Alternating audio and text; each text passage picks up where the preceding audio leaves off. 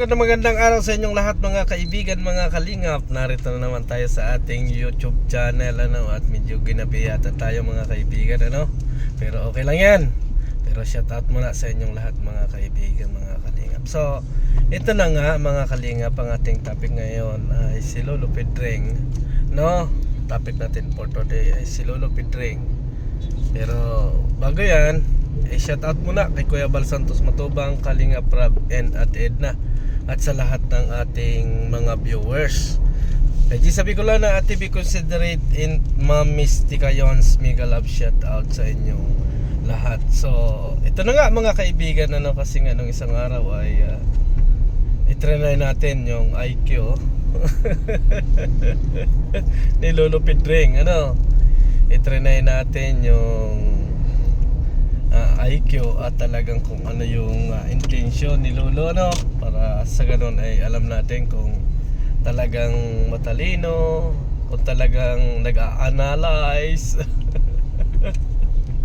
Ang problema mo ngayon mga kaibigan, ito palang si Lolo ay hindi nag-a-analyze kung hindi madaling mauto. Madaling mauto si Lolo. So naisip ko, sabi ko kaya pala ito ay ganito si Lolo, na iyak ng iyak dyan or tahol ng tahol mga kaibigan, at pati yung kalingap ay inatahol kasi nauuto pala ito. Madali pala itong utuin mga kaibigan, mga kalingap. Sabi ko nga sa sarili ko, ay alam ko na ang diskarte ni Lolo, kasi nga itry na natin yung kanyang IQ. So akala ko nga kasi at sabi niya ay analyze. Sabi ko ay matalino to. Ang problema mga kaibigan, itrinay natin yung kanyang mga analyze, at gumawa nga tayo ng content mga kaibigan na ibablog natin si Reyna. Ibablog na natin si Reyna. Abay, pumayag.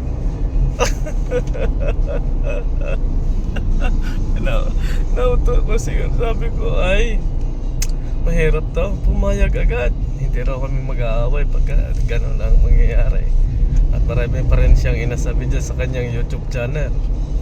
At naniwala sa pakotse. Sabi ko walang gana itong karibatan. Sabi ko, kala ko pa naman as in matalino talaga to, pero wala talaga mga kaibigan, mga kalingap. So ang mangyayari nito kasi yung mapaglaro kong utak kasi mga kaibigan ay medyo akala ko ay masasaling na, akala ko ay talagang mapapalaban na ng mga rebatal, ay hindi pa rin pala. Kasi yun nga, napansin natin na itong si Lolo ay naututo at naniwala sa atin kaagad at talagang content na niya, So ito mga kaibigan, mga kalingap, siguro bago ko ito patulan, itong si Lolo ay harapin na muna niya si Kuya Milan suntukan.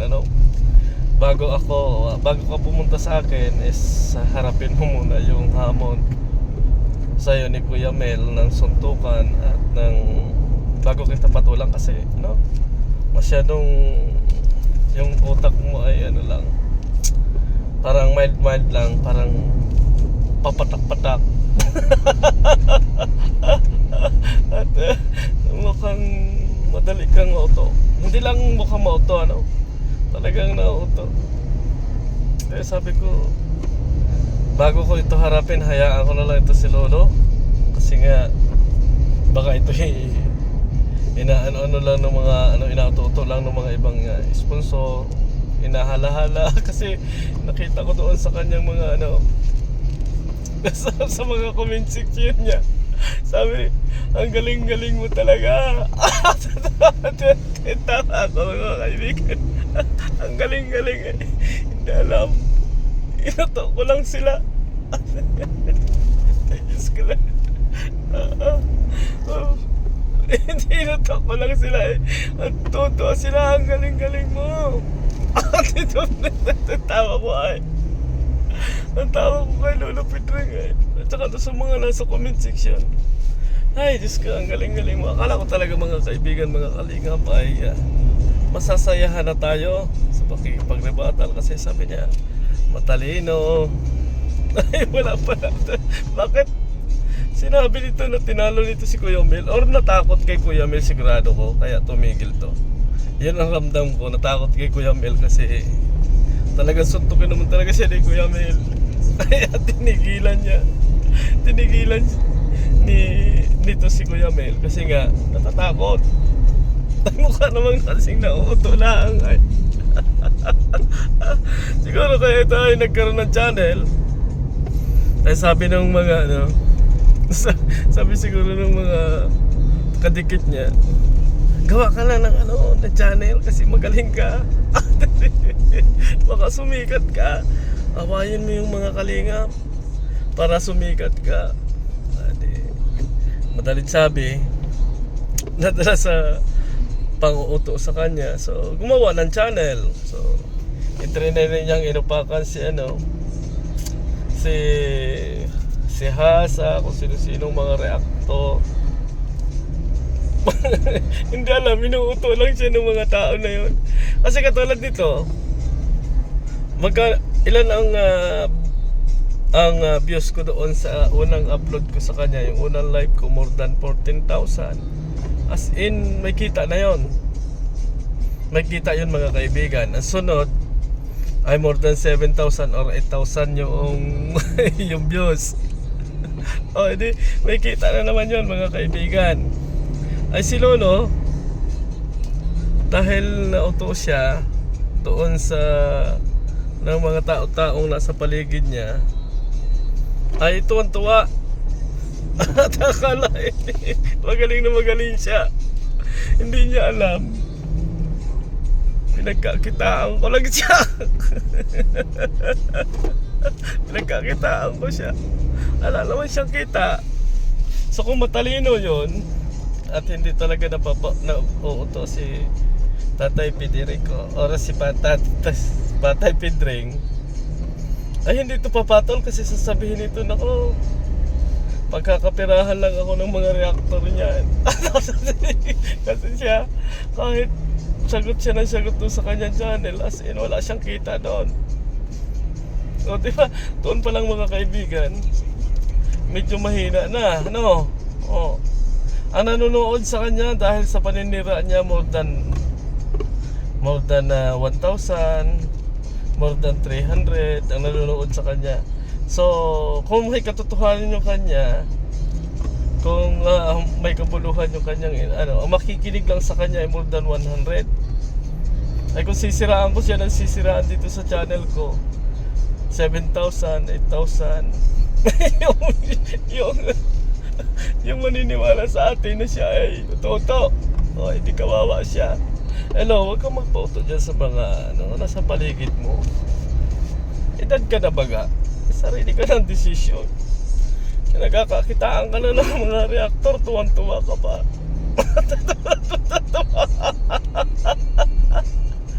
Tuwan-tuwa ka pa dahil akala mo yung napapansin ka, hindi mo alam eh. Malaki yung kita namin eh. May kita kami. Inapahiya mo lang yung sarili mo. Kasi tuloy-tuloy yung business namin. Ikaw, pauto ka lang ng pauto dyan. Yes din ito to. Tulad nun, talagang galit na galit ka kasi ibablog ko si Rina. So, hindi na. Hindi na kita mapatulan kasi alam kong kinawawa ka lang ng mga tao na sa paligid mo. Awa ako sa tao na to. Ito lang, yung ikaw ay may edad na, sa halip na matulog-tulog ka na lang, nauto pa. Oh, Diyos ko Lord. Yun na lang, isipin mo na lang yun. Jesus ka. Ay lo, bago ka na. Siguro lo, content ka na ng content sa akin, wala lang problema yan, no? Sige lang, mag-content ka dyan ng mag-content kasi sabi mo nga lang, inatingnan mo yung level mo. Pero ang sabi ko nga sa sarili ko, hindi ko idadon yung level ko sa'yo kasi magiging mukhang uto-uto din ako nito pagka inutulang ito na pat natulan. So siguro Lok, ang masasabi ko sa'yo, kapag nakipagsuntukan ka na kay Kuya Mel, ay araw-arawin na rin kita siguro. Papatulan na rin kita dyan sa mga nagsasabi mo na alang kabuluhan, ano. Pero hanggat hindi mo nalalabanan, si Kuya Mel lang suntukan kasi nagtatapi ka ng ibang tao, bahala ka dyan, lo. Kasi magmumukha lang akong uto-uto sa'yo. Dalawang balot ka pa lang, nakita ko na yung ano ng ugali mo. Ano yan? Ano yan, lo? Tanong ko lang, inuuto ko ba nung mga tao sa paligid mo? Sinasabihang magaling ka, matalino ka. Huwag ka maniwala yun, pang-uto yun baga. Ikaw naman tuwan-tuwa, akala mo totoo na magaling ka. Wala kang kariribata, lo. Sa totoo lang, wala. Awa ko sa'yo. Baka mapanood pa ng apo mo yung mga inapagsasabi mo dyan. At saka baka mapanood pa ng mga anak mo na masaling na wala kang IQ, ay kakayatin naman, ano. Huwag mo ipahalata. Keep silent. Medyo mababa yung yung mindset, ano. Isang tiro ko ba lang, ibablog ko si Rina, bibilhan ko ng kutse sa mga kailangan. Nako, ako to sa mga sponsor na lang to sa'yo. Hindi na ako hindi na ako na ipapablog sa Serena. Kasi pag may nakauto pa na iba sa'yo, siguradong ibabagsak mo yung mga sabihan lang kita na napakagaling nito. Eh, mukhang mauuto na. Wag lang, ganoon. Naedad na baga naman tayo. Dapat lagay na natin yung ating sa pagiging matured. Hindi yung parang bata na kagad ay naniniwala, no? May analyze din minsan, lo, yung parang lumagay tayo din sa edad natin, no? Edad tayo. Kasi kakaya rin naman doon sa mga batang manonood na nagmumukha tayong kung kailan tayo tumanda, gano'n na. So gano'n na lang, lo, labanan mo kami lang suntukan, totally yun naman ang kaaway mo. At baka patulan na kita, pero hanggang ngayon ganyan, kasi ala naman talaga, kikita lang ako nakikita sa'yo, lo. Sa totoo lang, real talk, kikita lang ako nakikita sa'yo, pero walang magiging magandang aral o magiging dulot sa buhay natin. Kasi parang magiging walang galang lang ako sa lolo na medyo nag-uulianin, ay hindi ko gawain kasi may pagalang naman ako sa mga matatanda, no? Pero kapag napakita mo sa akin na nakipagsuntukan ka kay Kuya Mel, ay okay na yun. Pwede na tayo magribatan. Pero hanggang ngayon na wala. Yung mailot ka na bago ang isip mo ay lang.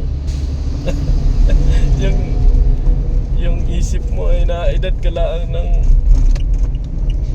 14, ay hindi maganda. Hindi maganda dun, lo. Dapat medyo sa edad mo na yan, lo, masasabi ko dyan, medyo matured ng kaunti. Be matured. Huwag kang magpanipaniwala ka agad-agad sa mga sinasabi. Bagkos isipin mo rin yung magiging kapakanan mo balang araw. Ano? Isipin mo rin yung magiging kapakanan mo na ano ba yung mangyayari sa buhay ko kung ako ay makikipag-away ng makikipag-away. Ano? Tumanda ako ng walang kaaway. Bago ngayon ako matanda na saka na ako makikipag-away at magiging pasaway. Ay! Diyos din naman. O, diba? So, nakakaya sa mga kapitbahay, kakaya sa mga kapatid. Na kung kailan lumidad, ay parang nawawala na ng mindset. Parang nagiging uto-uto. Kaunting sabi-sabi. Maniniwala na ay wag ganun nga kaibigan. Wag lo. Wag mong ilagay yung sarili mo sa do sa point na may edad ka na ay napapagtawanan ka pa ng mga bata, no? Wag ganun. At kung ikaw ay napag niya sa iyong mga ina-analyze na yan, isipin mo din ng maayos kasi ikaw naman yung mag-aani niya bandang huli, hindi naman ako. Sa totoo lang. Ano ba, ganito yan. Napanood nung apo mo yung vlog ko. Kaya nasabihin nung apo mo, ay, nang-aasar itong si Mirador Sabi naman, bago napanood ngayon ng apo mo yung live mo. Sabi rin si Lolo naman inaasar lang ni Mirador at uto-uto. Naniwala na agad. Naniwala na agad. Hindi sabihin siya, Lo! Inaasar-asar ka lang mga ni Mirador. Bago naniwala ka na.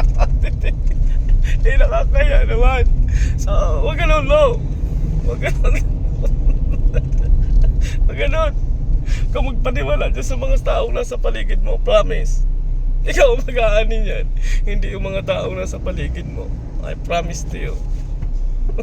Sa halip na inagalang ka ng mga kabataan, inagalang ka ng ay hindi na sasabihin, ay nauto. Yun ay payo ko lang. No, hindi naman yun pang totoo lang yan. Totoo lang yan. So, ganoon na lang mga kaibigan, mga kalingap, hindi ko muna papatulan si Lolo hanggat hindi nakikipagsuntukan kay Kuya Mel. Kahit yung makipagkita lang kay Kuya Mel, para sa gano'n naman ay mas maayos at mas mahusay. Saka na lang natin papatulan. Kasi nakakawala naman gana yun. Parang inuuto ko lang yung matanda. Hindi naman ako gano'n. May pagalang naman ako sa matanda, mga kaibigan. So hanggang sa muli, maraming salamat sa inyong lahat, mga kaibigan, mga kalingap.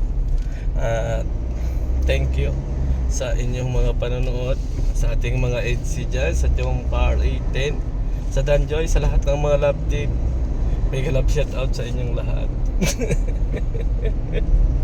Basta kami dito, hanggat hindi nakikipagsuntukan si Tatay Federico or si Tatay PD, ay mag-focus muna ako sa HC sa love team ng Kalingap. Kasi naman ang magiging views natin kay Rina, mga kaibigan, kung sa yung iba vlog natin. Ano naman ang magiging views natin na kung doon tayo gagawa ng reaction. Wala naman tayo magiging views kay Rina kasi nanghina na pagka si Rina. Nanghina na yung channel ni Rina kasi nga winakwak na. So hanggang sa muli, mga kaibigan, mga kalingap, maraming salamat sa inyo. Bye bye.